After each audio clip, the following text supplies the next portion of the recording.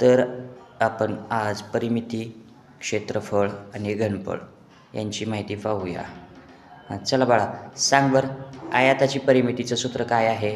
आयताची परिमिती बरोबर 2 कंस लांबी आणि रुंदी. चौरसाची परिमितीचं सूत्र काय आहे? चौरसाची परिमिती बरोबर 4 गुणिले बाजू. आयताचे क्षेत्रफळांचं सूत्र काय आहे? आयताचे क्षेत्रफळ बरोबर लांबी गुणिले रुंदी. चौरसाच्या क्षेत्रफळांचं सूत्र काय आहे? चौरसाचे क्षेत्रफळ बरोबर बाजू गुणिले बाजू.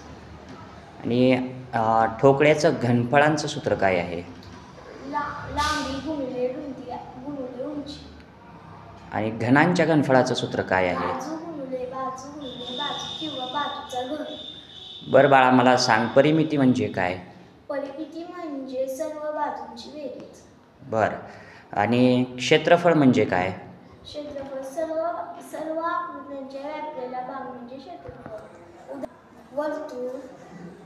वर्तुळ, चौरस, त्रिकोण इत्यादी. ओके, ठीक आहे.